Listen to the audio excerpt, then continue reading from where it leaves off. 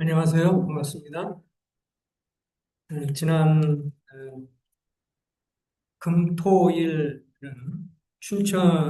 저는 이제 춘천교회였는데 이름을 길게 바꿨어요. 춘천 샘물단지 길교회. 그래서 왜 이렇게 이름을 길게 이렇게 바꿨냐고 이렇게 물어봤더니 춘천교회라고 하면 홈페이지 하면 여러 교회들이 다 이렇게 뜬대요. 한꺼번에.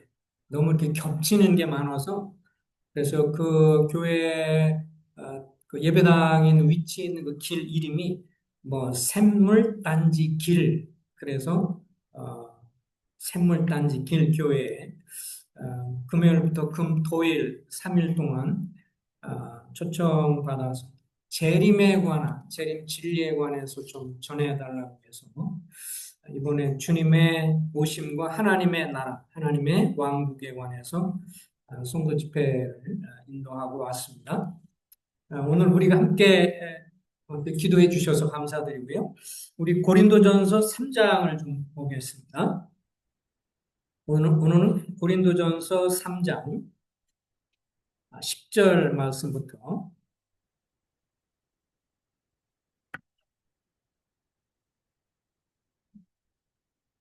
고린도전서 3장 10절에서 16절까지인데요. 한번 교독을 하겠습니다.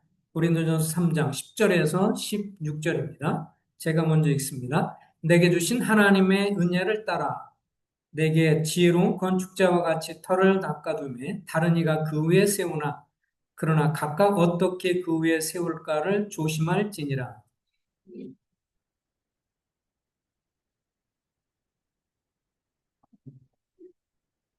만일 누구든지 금이나 은이나 보석이나 나무나 풀이나 지프로 이 터 위에 세우면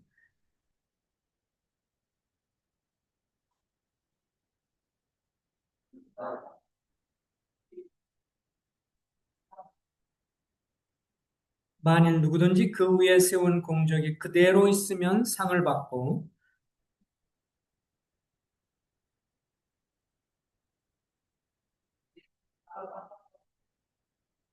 예, 오늘은 주님의 재림과 우리의 봉사 평가에 관해서 그런 제목을 한번 살펴보려고 합니다. 주의 재림과 우리의 봉사 평가입니다.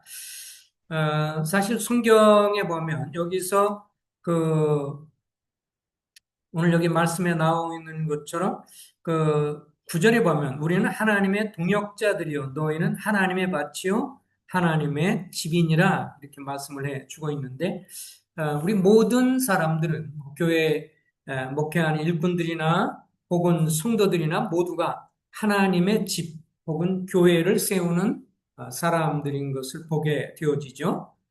고린도서 3장 9절에 보면 아까 읽은 것처럼 우리는 하나님의 동역자들이요. 너희는 사도 바울이 고린도 교회 성도들 향해서 너희는 하나님의 밭이요.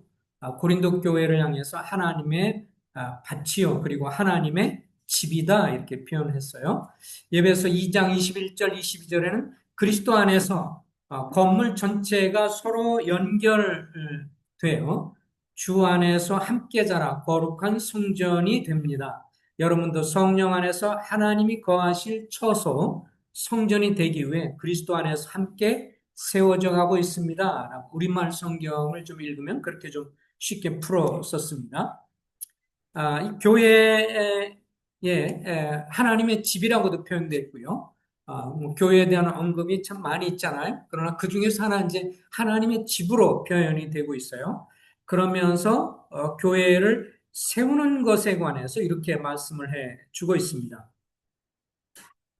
여기에 하나님의 집의 유일한 기초는 누구냐? 그러면 3장 10절을 한번 보면 내게 주신 하나님의 은혜를 따라 내가 지혜로운 건축자와 같이 터를 닦아두매 다른 이가 그 위에 세우나 이 사도 바울이나 이제 그 외에 베드로부터 시작을 해서 다른 사도들은 교회에 있어서 터를 닦았어요. 어떤 면에서 터를 닦았냐 하면 교회는 이래야 한다라고 하는 것을 하나님의 성령의 빛을 받아서 성령을 통해서 기록을 해 놓았기 때문에 우리가 그런 아, 기록된 하나님의 말씀을 통해서 우리가 교회를 세우게 되는데 그런 측면에서 지혜로운 건축자 같이 터를 닦아두었다라고 이렇게 말을 합니다.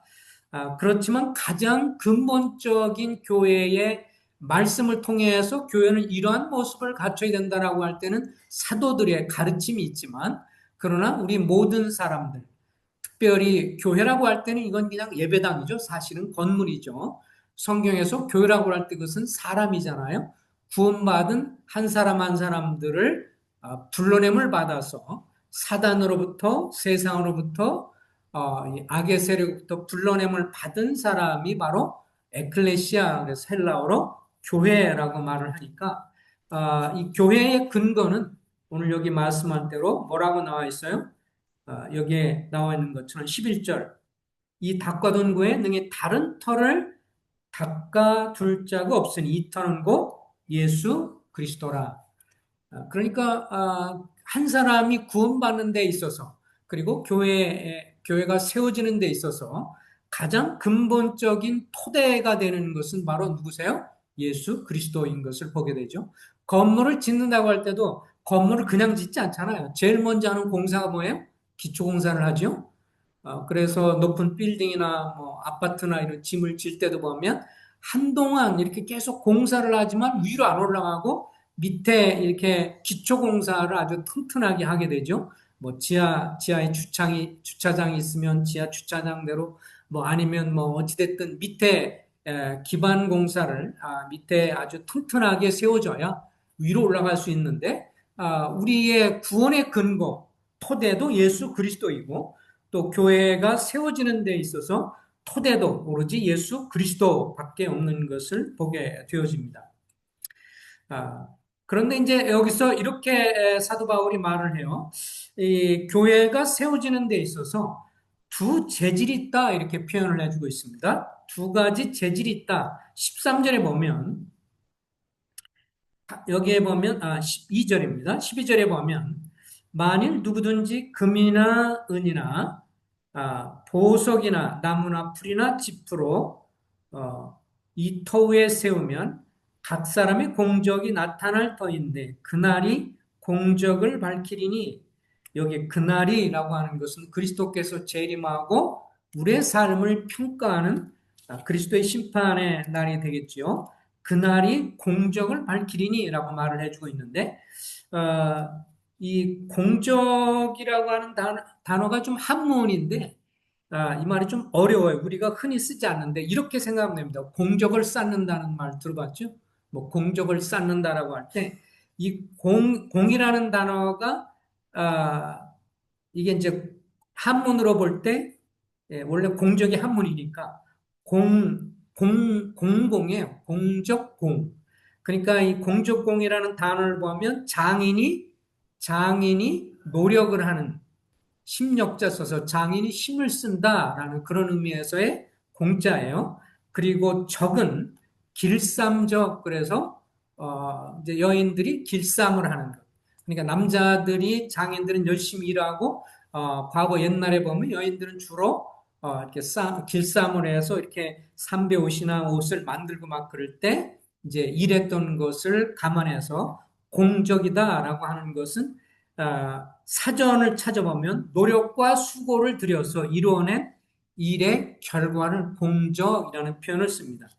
오늘날은 잘 쓰지 않는 단어인데 워낙 이 표현이 이제 전체 문맥상과 그리고 헬라 원어 뜻을 볼 때 또 뜻이 명확하기 때문에 성경을 번역하신 분들이 옛날 말이라도 한문이라도 이걸 바꾸지 않고 뜻을 잘 담고 있다라고 생각하기 때문에 이 봉사의 결과 혹은 일의 결과라는 의미로서 공적이라고 하는 단어가 오늘 여기에 13절에 사용이 되는 것을 봅니다. 각 사람의 공적이 나타날 때에 그리고 그날의 공적을 밝히리니 그 말은 우리가 섬기고 일하고 봉사에 대한 결과를 드러낼 것이다 라는 뜻에서 공적이 나타날 터인데 그리고 그날의 공적을 밝히리니 또 13절에는 공적이 어떠한 것을 시험할 것이다 이렇게 표현을 해 주고 있습니다.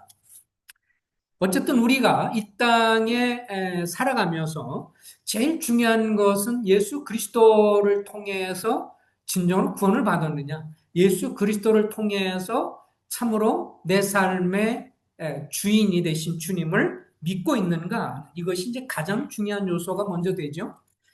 그래서 오늘 여기에 보면 두 가지 재료가 있어요. 한 가지는 어떤 재료냐면 소위 가연성 재질입니다. 여기 보면 뭐라고 표현되어 있냐면 12절에이죠. 나무, 여기 보면 만일 누구든지 금이나 은이나 보석 이거 말고 먼저 나무, 풀, 집 이런 거를 일컬어서 불에 탈 수 있다라고 말하기 때문에 뭐라고 말할 수 있어요? 가연성 재질이다 이렇게 말할 수 있어요. 뭐 나무라든지 여기 보면 나무, 풀, 집 이건 불 타면 다 타버리잖아요.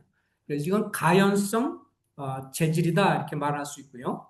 그 다음에 이제 불연성 재질, 불타지 않는 것을 불연성이라고 말하는데 불연성 재질은 뭐예요? 12절에 보면 금, 은, 보석 이런 것들은 불이 나도 타지 않죠. 그죠? 그래서 오늘날도 이제 사람들이 시간이 지나갈수록 뭐 이렇게 돈을 자산을 이렇게 갖고 있는 데 있어서 아주 부자 되신 분들은 부자는 집에 이제 금고를 특별히 마련해 놓고 그곳에 뭐를 드러내요? 과거에는 뭐 달러를 갖다 했지만 달러도 자꾸 바꾸고 또 유로화도 그러니까 뭐를 준비해요? 금으로 준비하잖아요. 금괴를 이제 사게 됩니다. 이 금 시장은 전세적으로 거의 큰 차이가 없고 변동이 없기 때문에 그래서 아마 사람들이 이제 금괴를 사놓고 거기다 넣어놓고 그렇게 하는 것 같아요. 설령 그것이 집에 이제 불이 난다 할지라도 금은 이제 뭐 변질이 되지 않으니까요. 그래서 여기 말한 것처럼 금, 은, 보석 그런 것들은 웬만한 불에는 이제 견딜 수 있는 거기 때문에 그런 걸 일컬어서 이제 불연성 재질이다 이렇게 말할 수 있습니다. 이 가연성 재질, 나무, 집, 풀 이런 거는 일시적인 거예요. 그죠? 오래 안 가죠. 그래서 뭐 우리가 주변에 풀 같은 것도 보면 이렇게 풀이 자라고 막 그러지만 여름철 되면 엄청나지만 가을이 되면 시들시들해지고 겨울이 되면 다 사라져 버리게 되는. 그렇기 때문에 이것은 일시적이지만 금은 보석은 영원하고요. 그리고 나머지 풀은 이제 가격으로 따지면 값이 싸고, 그죠? 그러나 상대적으로 금은 보석은 비싸고, 또 나머지 풀은 굉장히 흔하고, 그리고 금은 보석은 이건 흔하게 쉽게 이렇게 가질 수 있는 게 아니고 이것은 획득하기가 힘들고 값이 지불돼야 하니까 그런 면에서 이제 차이점이 있는 것을 보게 됩니다. 우리가요, 우리의 삶이나 혹은 뭐 우리가 교회나 우리 신앙생활을 하고, 교회 생활을 하고, 이렇게 우리의 삶이나 봉사나 이런 것들이 교회와 연관이 돼 있고 그런데, 우리가 둘 중에 하나를 이 땅을 살아가면서 이제 이렇게 세우게 된다라고 하는 것이죠. 내가 주님을 믿고 이 땅을 살아가면서 어떤 삶을 사느냐에 따라서 이것은 사도 바울이 지금 말하고 있는데 고린도 교회 성도를 향해서 여러분 잘 들으십시오. 라고 이렇게 말하고 있는 거예요. 여러분들이 이제 예수님을 통해서 구원을 받았어요. 예수님을 믿고 구원을 받고 나서 신앙생활하고 여러분의 인생의 삶의 어떤 일과 수고와 봉사와 이런 것을 합니다. 그런데 그것이 나무나 집이나 풀처럼 그렇게 될 수 있는 불타버리면 없어질 것 같은 그렇게 일이나 봉사를 할 수도 있고요.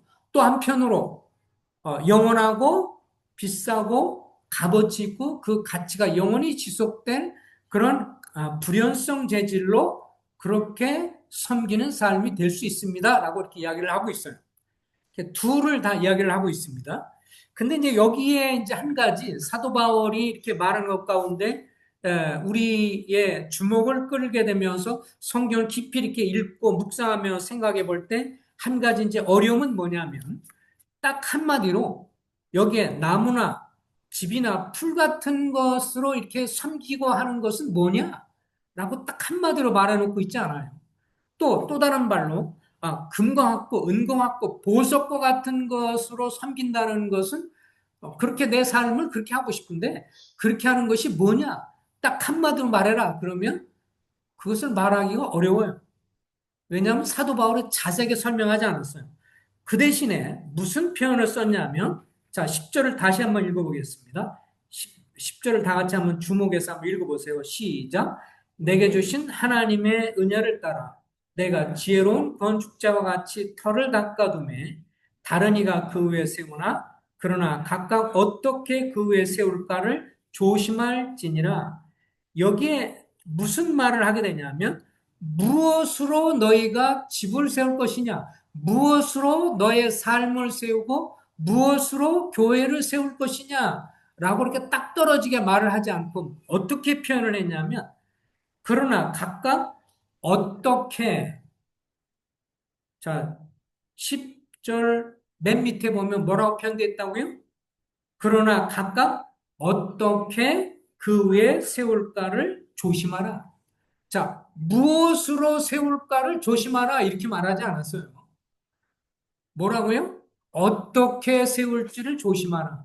그러니까 금, 은, 보석 같은 어떤 불태워지지 않고 주님이 재림해서 오시는 그날에 우리가 섬기고 봉사하는 게 다 불타버리지 않고 남을 수 있는 금, 은, 보석 이런 것은 딱 이거 하나야 라고 말하지 않고 이것이야 라고 말하지 않고 뭐라고 하느냐면 어떻게 세울 것인지 조심해라 이렇게 말했어요.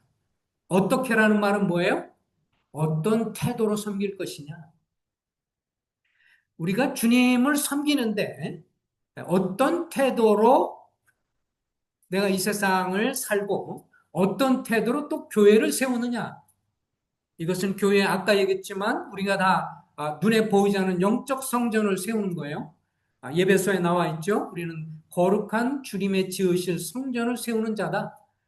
이게 지금 우리는 하나님의 교회를 세우는 사람들이고 또 우리의 그와 연관한 우리의 인생을 세우는 사람인데 이거 딱 한 가지가 요걸 하면 금은 보석이다 딱 되고 요거를 하면 딱 그렇게 요것을 하면 뭐 다 불타 없어질 나무 풀 집이다 이렇게 말하지 않고 어떤 태도를 가지고 주님을 믿고 또 봉사를 하고 하느냐 그거에 따라서 결정이 된다 이렇게 말을 해주고 있는 것입니다. 그래서 그런 측면에서 우리가 성경을 해석하는 데서 중요한 원리가 뭐예요?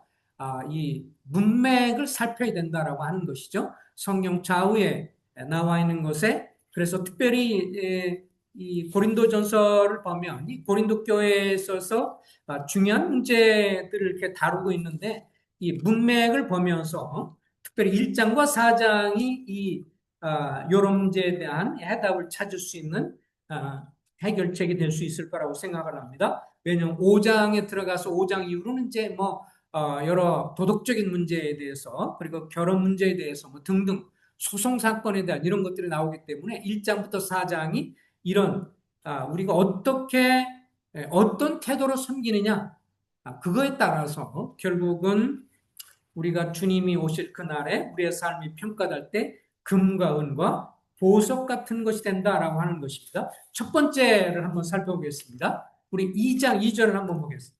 2장 1장 2장입니다. 2장에 보면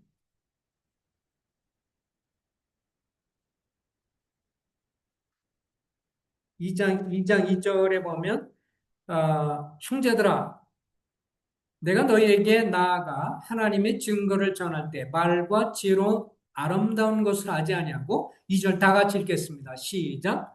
내가 너희 중에서 예수 그리스도와 그가 십자가에 못 박힌 것 외에는 아무것도 알지 아니하기로 작정하였습니다. 우리가 우리의 삶을 세워가는 데 있어서 우리 신앙의 토도도 내가 열심히 봉사하고 내가 11조하고 봉사하고 헌금 많이 하고 목사님 말씀 충성 봉사 잘 듣고 이래서 구원받는 것이 아니라 그렇죠? 한국에는 뭐 제가 이제 미국에서도 생활해봤고 선교지에서 살아왔지만 뭐 한국처럼 목사님에 대해서 권위를 지나치게 많이 대하는 데도 좀 없어요. 예. 한국에는 어떤 때는 제가 만나서 교제하면서 어떤 분하고 얘기하면서 감리교 다니신 분인데 성경은 이렇게 말해요 라고 얘기하면 우리 목사님은 그렇게 말하는데요. 그렇게 말 안 하는데요. 네, 그렇게 말을 해요. 목사님이 뭐 말이 중요한데 지금 내가 성경 공부하니까 성경이 뭐라고 말하는지를 봅시다. 그럼 우리 목사님은 그렇게 하지 않는데 그래서 이제 이 한국이 좀 지나치게 이런 면들이 있어요. 근데 미국으로 이제 가면 미국에서는 이제 좀 분위기가 좀 다르죠. 분위기가 많이 달라집니다. 미국에서 특별히 한인 목사들은 어떤 사람이냐면 뭐 반종입니다. 봉사하는 사람. 그래서 비행기 타고 내리거나 그럴 때 제일 먼저 마중 나가고 영접할 사람이 목사님이세요.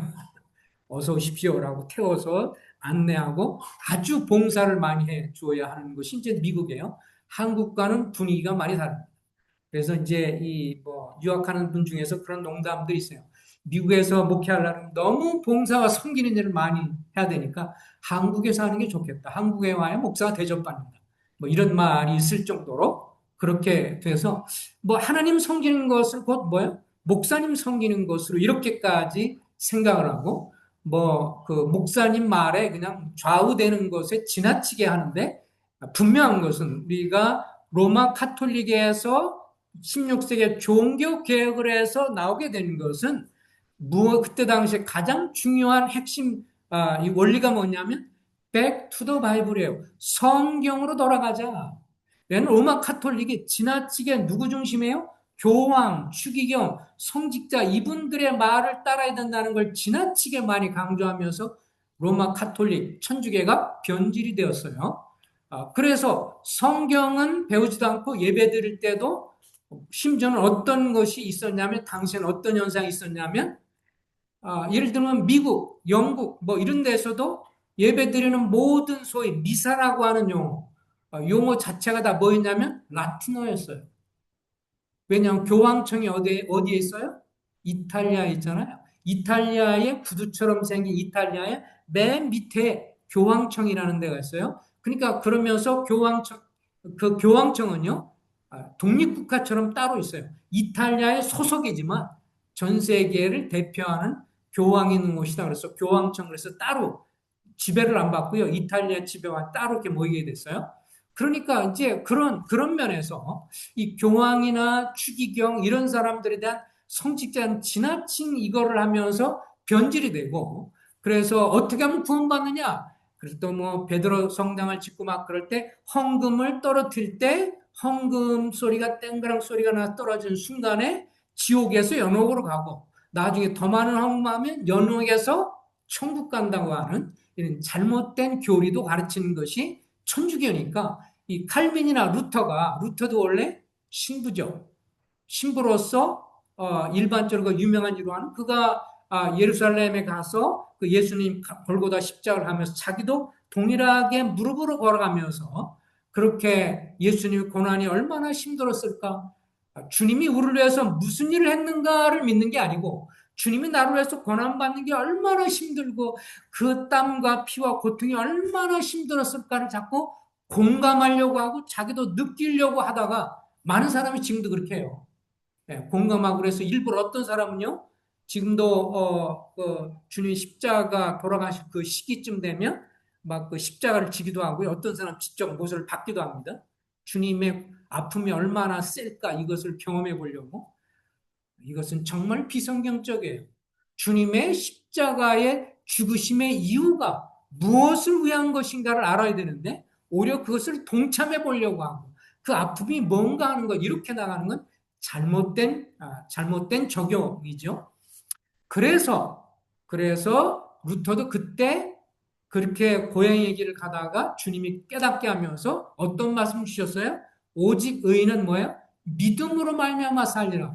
그때 탁 깨달음을 주면서 내가 이렇게 고행을 하고 예수님의 고난의 길을 이렇게 가는 것으로 구원받는 게 아니라 예수 그리스도께서 십자가에서 우리를 위해서 죽으시고 부활하셨으니까 그 주님의 십자가를 주님의 공로를 나를 위해 죽으신 주님을 믿음으로 오직 믿음으로만 구원받는 것을 알고 그때 벌떡 일어나면서 믿음으로 말미암아 구원받는다.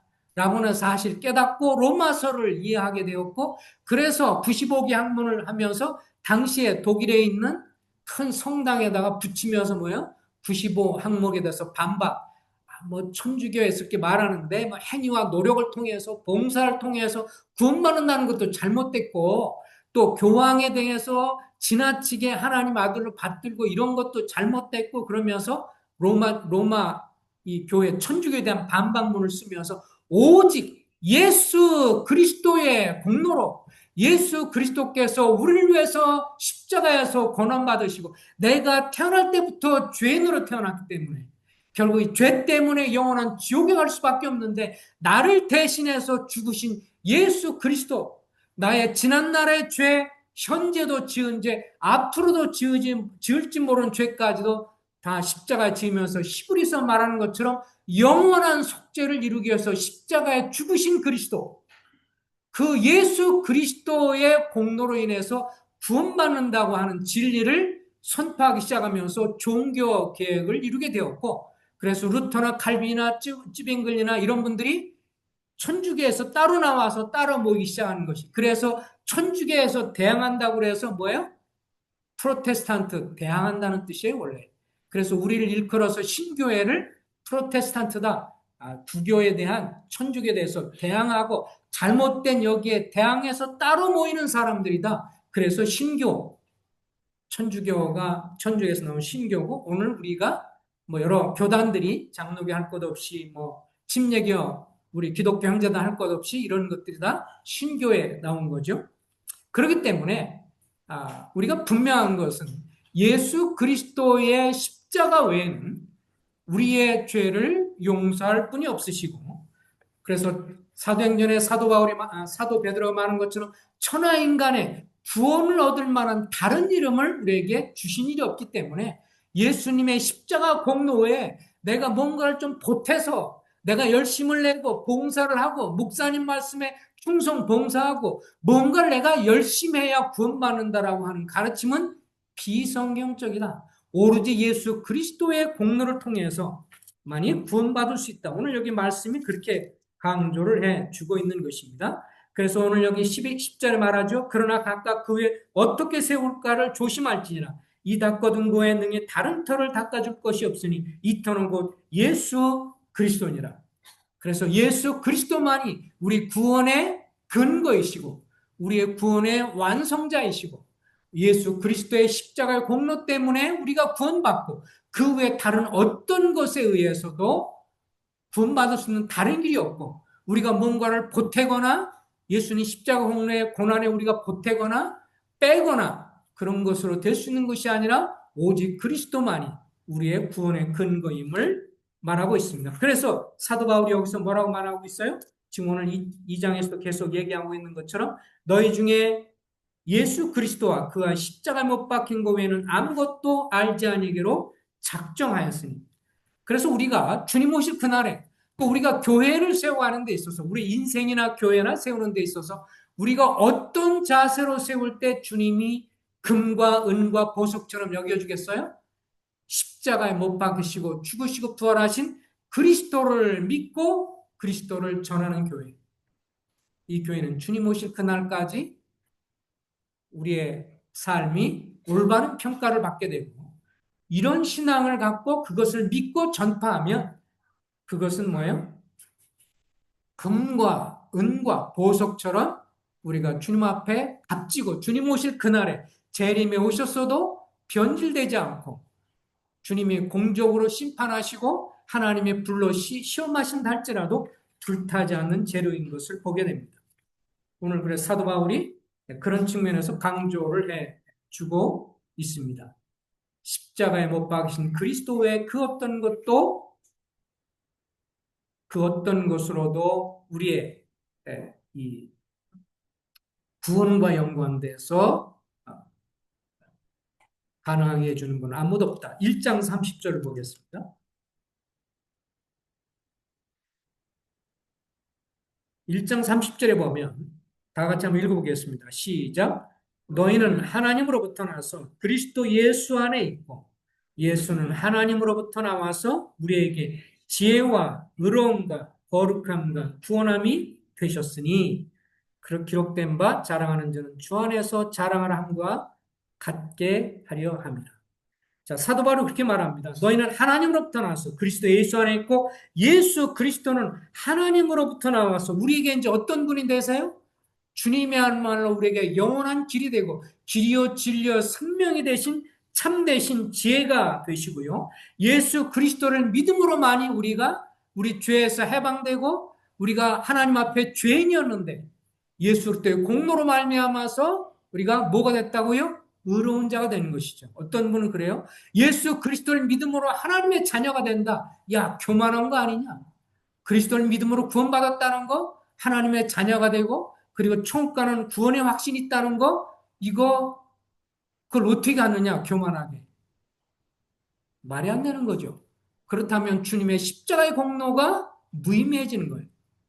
우리의 공로로는 내가 얼마나 열심을 내고 얼마나 힘을 들이고 공을 들이고 헌금을 하고 노력을 하고 그렇게 하는 내 공로 때문에 구원을 받는 거라고 그렇게 여긴다면 이건 택도 없는 거고 정말 불가능한 도전을 하는 것이고 하나님께 저주받을 일이지만 왜냐하면 예수 그리스도만이 하나님의 아들로서 이 땅에 오셔서 완전하신 인간이요 완전하신 하나님으로서 우리 죄를 대신해 죽고 부활하신 분이기 때문에 예수 그리스도께서만이 우리에게 뭐를 줘요? 오늘 여기 말씀해 보니까 지혜가 되고 내가 곧 길이요 진리요 생명이니 나로 말미암지 않고는 아버지 하나님께 갈 수 없으니까 이거야말로 영원한 지혜이고 그래서 우리에게 지혜가 되고 또 우리에게 뭐가 돼요? 의로움이 되고 우린 전에 죄인이었어요.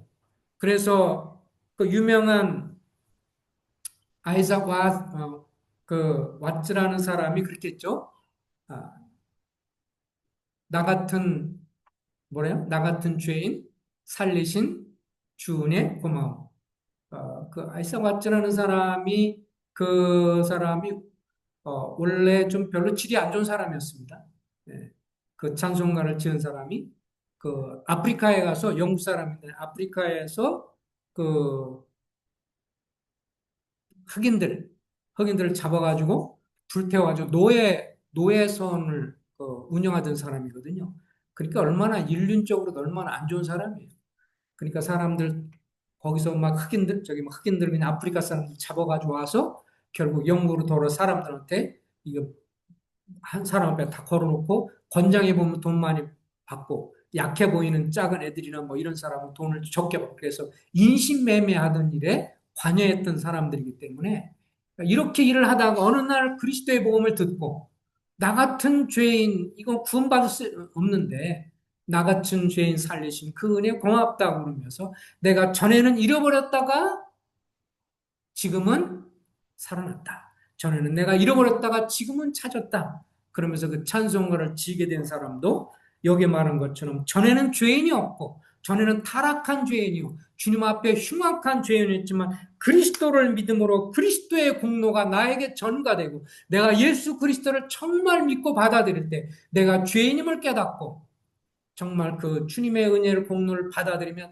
나 때문에 내 공로 때문에 내가 착하고 의롭고 내가 이 더럽고 추한 모습에 아무리 포장해도 역시 죄인인데 이 공로 가지고는 구원받을 수 없는데 오직 그리스도 공로 때문에 그 의로움이 나에게 전가되고 나에게 옮겨져서 나를 향해서 의로운 자라 말씀하시니까 예수 그리스도는 우리가 지혜가 되고 의로움이 되고 그리고 또 우리를 향해서 의로울 뿐만 아니라 거룩하다라고 말씀하시는 거예요. 어찌 우리가 거룩하겠어요?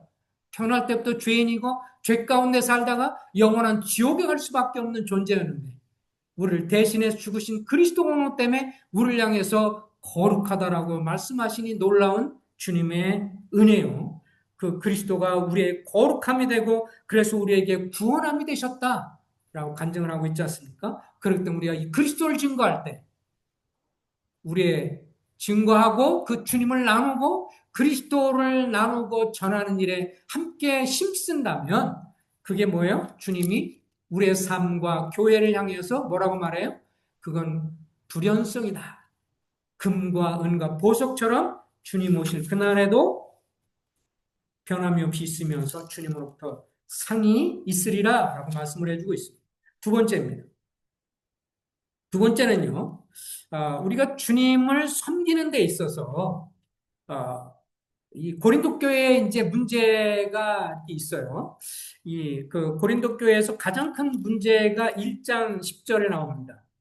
참 이 교회가 영광스럽고 좋은 교회이긴 해요. 고린도서 1장 1절, 고린도서 1장 2절에 보면 고린도에 있는 하나님의 교회 곧 그리스도 예수 안에서 거룩하여지고 성도라 부르심을 받은 자들과 또 각처에서 우리의 주 곧 그들과 우리의 주 대신 예수 그리스도 이름을 부르는 모든 자들에게 하나님 우리 아버지와 주 예수 그리스도로부터 은혜와 평강이 있기를 원하노라. 여기 보면 고린도에 있는 하나님의 교회 곧 그리스도 안에서 거룩해지고 성도라고 부르심을 받은 교회라고까지 주님이 사도 바울을 통해서 칭찬을 하는데 이제 고린도 교회에도 문제가 있었죠. 앞부분에서 1장부터 4장에서 그걸 좀 핵심적으로 다룹니다.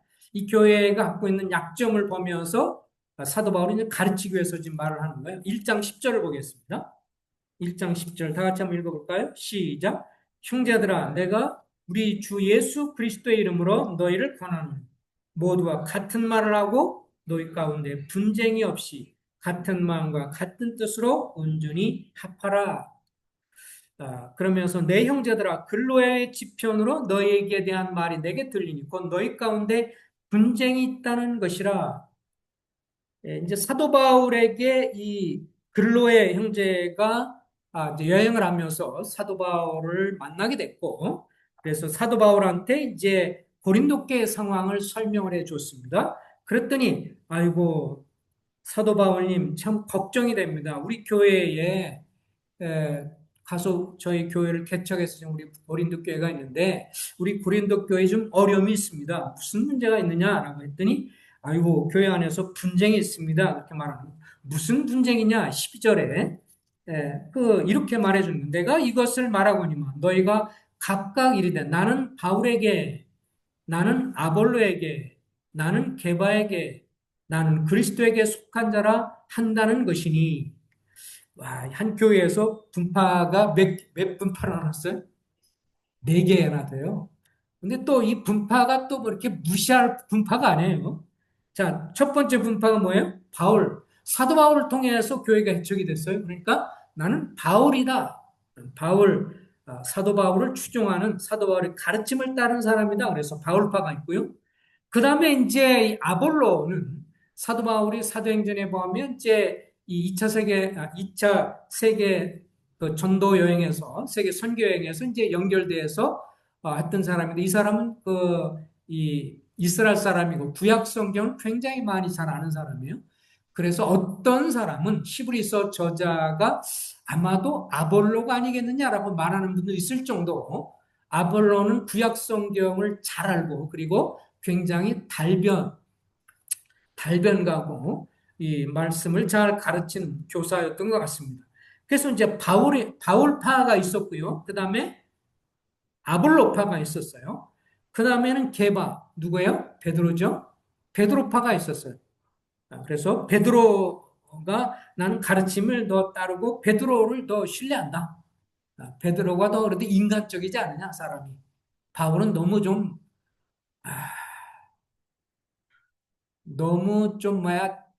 뭐라 그래야 되죠? 칼 같아.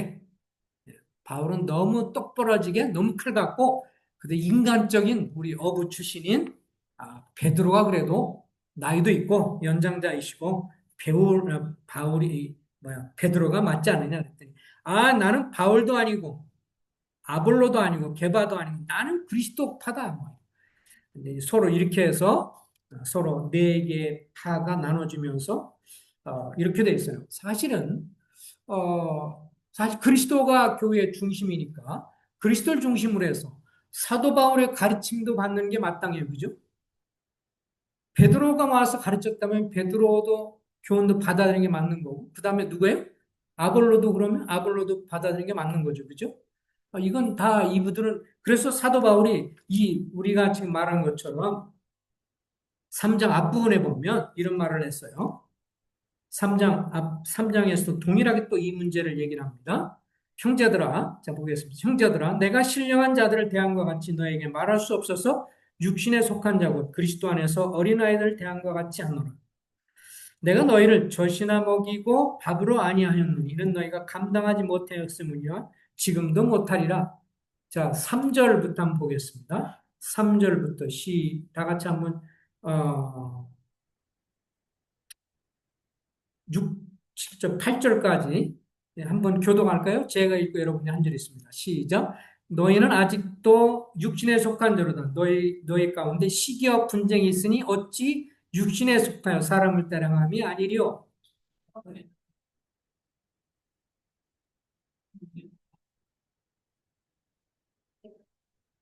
그런즉 아볼로는 무엇이며 바울은 무엇이냐? 그들은 주께서 각각 주신 대로 너희로 하여금 믿게 한 사역자들이니라.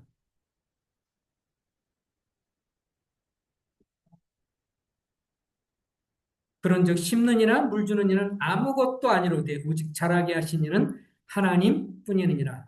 심는 이와 물 주는 이가 한 가지이나 각각 자기 일한 대로 자기의 상을 받으리라.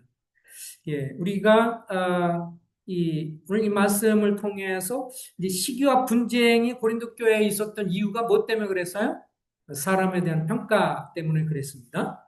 아, 근데 여기에 교회에서 이제 사람들을 가르치고 교훈하고 이런 면에 있어서 한 가지 중요한 것은 사도 바울은 복음을 전하고 그랬기 때문에 심는 사람이고 아볼로는 물을 주고 교회 양육하는 사람인데 이 심는 자나 물 주는 이가 하나님과 비교하면 어떤 사람이라고요? 7절에 보면 아무것도 아니로되 아무것도 아니로되 오직 자라나게 하시는 분은 누구라고요? 하나님뿐이요. 우리가 이 교회를 보면서 이 고린도 교회의 이제 약점 중에 한 가지는 그래도 그리스도에 대해서 증거하는 면이 있었어요. 두 번째의 약점은 뭐였냐면 두 번째는 사람으로 인해서 교회가 좀 나눠졌다고 하는 것입니다. 그래서 이 부분에 있어서 그 7절에 심는 이나 물 주는 이는 아무것도 아니로되 오직 자라게 하신 이는 하나님뿐이다. 교회가 어떨 때 정말 잘 자랄 수 있는가? 그리고 주님이 인정받는 교회로 자랄 수 있는가라고 하는 것은 결국 우리가 사람들을 어떻게 대하느냐라고 하는 것이 참 중요한 요소가 됩니다. 아, 그, 다 사람마다 역할이 있잖아요. 우리 모든 성도님들이 각자 역할들이 있는 것인데 그런 측면에서 사람의 역할이 있지만 어떤 사람의 역할도 하나님이 잘하게 하시는 그 역할과 비교하면 뭐라고요? 아무것도 아니다. 이건 감히 주님과 비교할 수 없는 것을 보게 됩니다. 뭐 저희가 이제 그 과거에 이제 함께 섬겼던 서울에 있는 어떤 교회가 있었어요. 그때 일꾼이 정말 탁월한 분이셨습니다. 저희가 보험도 전해주신 탁월한 분이셨는데 나중에 이제 이 교회가 이제 우리처럼 이렇게 이제 원래 장로였다가 또 우리처럼 이렇게 이런 교회를 따르고 막 그렇게 하다가 나중에 그분은 이제 다시 또 나가셔서 교회를 하시고 그러는데 이제 우리가 뭘 느꼈냐면 누가 봐도 가장 탁월한 교사 연사와 목사 연사로서 가장 탁월하게 설교를 잘하시는 분은 그분이었어요. 이거는 뭐 추후에 여지가 없고 또 오늘날 지금 한국 모임에 한국 교회 여러 모임에 뭐 저도 그 중에 하나지만 여러 일꾼들 교회에서 이렇게 목회 역할을 하고 말씀 사역을 하고 이러면서 교회 장로로 섬기면서 이런 분들이 굉장히 많아요. 그분의 영향을 받은 분들이 굉장히 많거든요. 그런데 이분이 이제 교회에 대한 어떤 단점이 있었냐면 큰 교회를 이루고 싶은 마음이 생겼어요. 대형 교회에 대한 꿈이 있었어요. 내가 오랫동안 이렇게 사역하면서 맨날 조그만 교회면 어떻게 할 수 있냐? 대형 교회를 한번 이뤄보자. 그러면서 대형 교회를 하기 위해서 이제 뭐를 받아들이기 시작했냐면 소위 순복음교회에서 하는 셀교회. 그래서 뭐 소그룹 뭐 이런 것들 막 이렇게 하면서 뭐 그런 것들에 대해 사자고 막 그러면서 그쪽으로 이렇게 많이 몰아가기도 하고 막 그랬어요. 나중에 이제 그런 것들을 하다가 갈등이 되고 어려움이 되면서 어, 많은 성도들이 이제 나오게 됐습니다. 다른 데로 나오게 됐어요. 그런데 이제 한 가지 느끼는 건 여전히 지금 그분은 다른 데서 성남에서 교회를 이루고 계십니다. 아, 그리고 설교도 지금도 여전히 하시고요. 옛날에 그 은사가 이걸 그대로 갖고 있습니다. 그런데 교회 식구들이 몇 명이냐면 지금은 장로교 목사님은 다시 돌아가셨는데 열댓 명 정도. 친척, 가족들 이런 분들에서 그 정도밖에 없어요. 그런 걸 보면서 느끼는 건 과거에는 그분이 한참 설교하고 같이 있어서 막 형제들이 같이 말씀 전하고 복음 전하고 막 이랬을 때 그래도 그분의 영향이 가장 큰 거라고만 생각을 했었어요. 근데 시간이 지나서 많은 세월을 보면서 느껴지는 것은 한 사람에 의해서 교회는 세워지는 것이 아니다. 라고 하는 것을 뼈저리게 느낍니다. 지금 뭐 소원이 이제 대형길 이루세요. 그 어떤 계획에 대해서 만나고 막 그러면 그렇게 말해요. 사람들은 나보고 변질됐다고 그러는데 나는 변질된 게 아니고 더 커진 거야. 라고 말씀을 하세요. 그런데, 에, 그분이 동일하게 지금 열심히 하고 방송에도 또 하시기도 하고 막 그러지만 별로 이렇게 식구들이 정말 적습니다. 그러면 결국에 가서 심는 사람이나 물 주는 사람이냐 이런 것들이 각자의 역할을 하지만 자라나게 하시는 분은 누구세요? 하나님. 그러면 결국에 가서 어떤 사람이 서로 우리 교회 가운데에서 이 교회를 어떻게 잘 세울 것인가라고 했을 때 어떤 특별한 사람만이 그 사람이 있기 때문에 교회가 세워지고 그런 것으로 인해서 교회가 번성한다고 그렇게 생각하시면 안 됩니다. 그건 너무 지나치게 한 사람만 의존하는 것입니다. 하나님도 그런 건 좋아하시지도 않아요. 물론 존중하고 그렇게 하는 걸 존중하는 것은 귀한 일이고 존중하는 것이 마땅하지만 우리의 사람의 역할이라고 하는 것은 결국은 각자 갖고 있는 전에도 얘기했지만 일곱 색깔 무지개처럼 어떤 분은 빨간색, 어떤 사람 노란색, 어떤 사람 초록색, 분홍색 각자 색깔을 갖고 있는데 어떨 때 이 교회에 하나님의 역사와 능력과 그리고 충만함이 나타나느냐? 뭐예요? 서로가 서로를 어떻게 할 때? 존중할 때. 빨간 색깔을 갖고 있는 분을 향해서 왜 빨가냐? 나처럼 파래야지. 이 초록 색깔 갖고 있는 사람에서 왜 초록이야? 나처럼 따뜻한 핑크색이어야지. 예? 이렇게 좀 매력적인 색깔 이러면서 자기 갖고 있는 색깔만을 강조하면서 왜 다른 색깔이냐 이렇게 말하기 시작하면서 서로가 그에 대해서 시기나 분쟁이 있으며 주님이 자라게 하시고 세우지 못합니다. 분쟁이 있는 교회, 분쟁과 다툼이 싸움이 있는 교회. 고린도 교회를 향해 사도 바울이 그 얘기를 한 거예요. 여러분들이 막 싸우잖아요. 다투고 아볼로파다, 바울파다, 그리고 뭐 그리스도파다 이렇게 싸우면서 섬기면 여러분의 그렇게 분쟁하며 다투며 사는 인생과 교회는 주님 앞에 나무, 풀, 집처럼 나중에 후룩 주님 오신 날 다 날아갈 거야. 라고 말씀하시는 거예요. 어떤 태도로 우리가 주님을 섬기느냐가 정말 중요한 것입니다. 교회를 잘하게 하시는 분은 누구라고요? 송기석 절대 아닙니다. 여기는 다른 형제님들 절대 아니고 자매님 절대 아니에요. 정말 우리는 각자 역할 따라 물도 주기도 하고 씨를 뿌리기도 하고 막 그렇게 하지만 정말 잘하게 하시는 분은 누구예요? 주님이신데 주님이 어떨 때 이렇게 잘하게 하시고 충만케 하느냐? 시편의 133에 나온 것처럼 형제 자매가 연합하여 동거함이 어찌 그리 선하고 아름다운가. 서로 동역이 되고 서로 존중하고 이런 것들이 있으면 하나님이 기름을 부으세요. 눈에 보이지 않은 성령의 기름 부으심이 있고 눈에 보이지 않은 하나님의 은혜가 충만하고요. 눈에 보이지 않은 하나님의 사랑과 은혜가 있기 때문에 사람들이 와서 감동되고 힘이 있고 막 그런데요. 누가 올바른 사람이냐? 누가 더 잘하는 사람이냐? 이렇게 자꾸 자기 갖고 있는 색깔이나 다른 사람이 갖고 있는 색깔들을 잣대로 자꾸 보면서 판단하고 시기하고 분쟁이 있으면 교회는 주님이 그냥 그때는 어느 순간에는요. 이런 게 있어요. 주님이 촛대를 옮기신다고 그럴 때 주님 자신이 그 가운데 역사하는 걸 그냥 옮기시네요. 그럼 누구만 남아요? 사람만 남아요.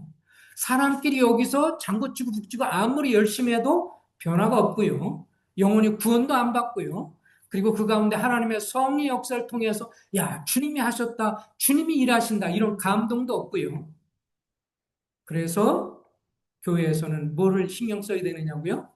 다른 사람들에 대해서 사람 중심이기보다 누구요? 그리스도 중심이 되어야 합니다.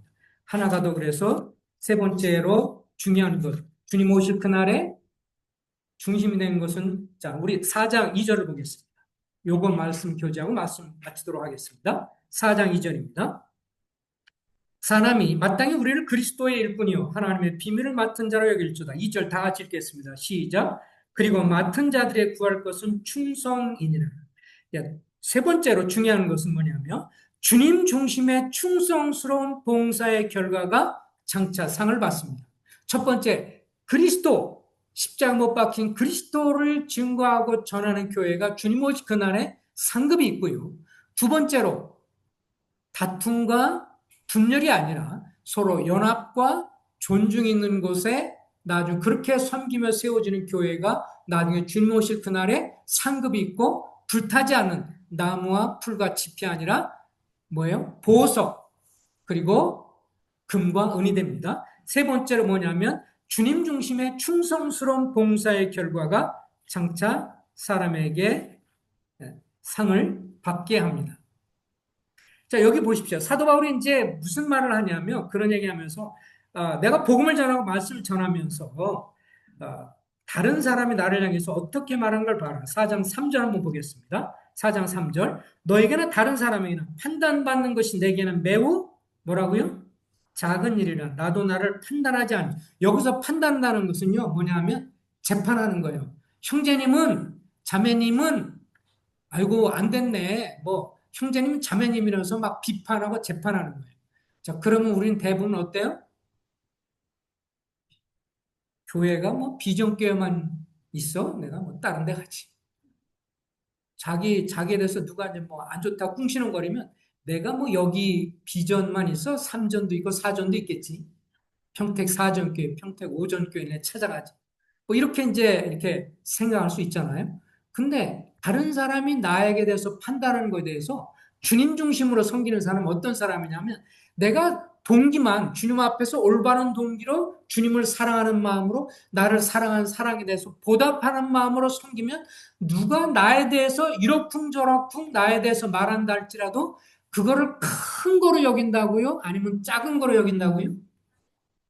주님 중심으로 섬기는 사람은 사도 바울이 이렇게 말합니다. 다른 사람의 나의 동기에 대해서 못 알아주면 그것 때문에 너무 낙심하고 좌절하지 않고 작은 거로 여긴다.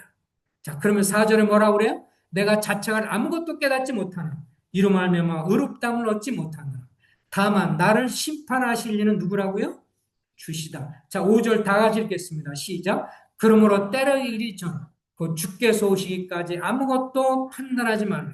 그가 어둠에 감춘 것들을 드러내고 마음의 뜻을 나타내시니 그때 각 사람에게 하나님으로부터 칭찬이 있으니 그래서 주님 오실까지 쉽게 어떤 분을 향해서 쉽게 섣불리 재판관이 되시지 마시기 바랍니다.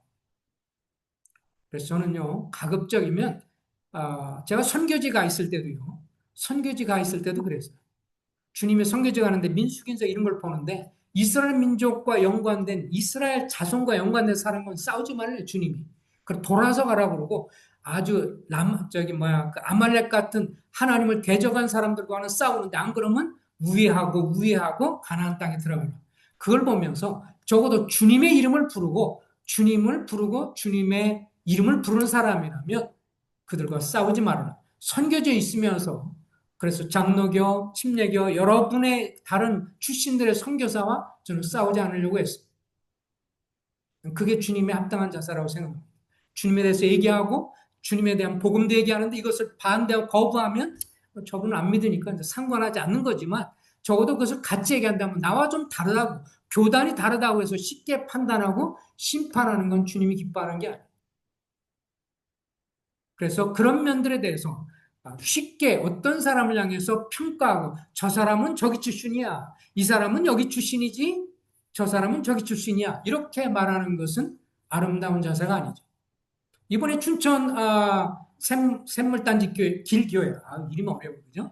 샘물단지 예, 길교회. 그래, 거기 가는데 이제 같이 얘기하면서 이번에 그 같이 일하는 이제 원로 장로들이 있고, 원로 목회자들이 있고, 그 다음에 차기 이제 세워진 분들 얘기하면서 소개해 주면서 그 중에 한 분을 저한테 얘기하더라고. 그 형제님, 2년 전에 제가 통역 때문에 갔을 때도 이렇게 눈여겨보기도 하고 만나서 인사도 하고 그랬었는데, 그럼 올 초에 교회 앞에 이제 새로 세워진 목회자 장로 이렇게 소개했다고 그러면서 특별한 일이 없으면 올 연말부터 이제 저기 소개된다 그러면서 이분이 원래 어디냐면 킹제임스 원래 UBF에서 대학교 때 UBF에서 대학생 성경인가 거기 이제 거기에서 구원받고 그다음에 킹제임스 성경 믿는 뭐 거기에 있다가 나중에 이제 춘천에 있으면서 이제 지금 있는 데로 연결돼서 이렇게 춘천교회 춘천 샘물단지길 교회에서 이렇게 있다고 하면서 몇 년 지나면서 좋은 훌륭한 분이라고 해서 이제 장로로 이렇게 이번에 추대하게 됐다고 그러면서 이제 그것을 얘기를 하더라고요. 예.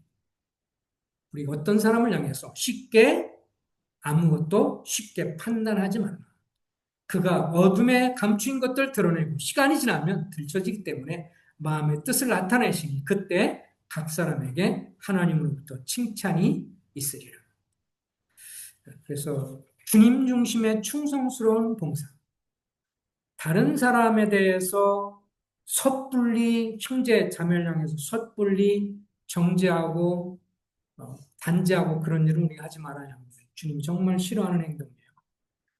그런 삶을 계속 살아가면 주님 앞에서 뭐가 될까요? 나의 삶은 주님 오실 그날에 나무나 풀이나 집처럼 될 수 있습니다.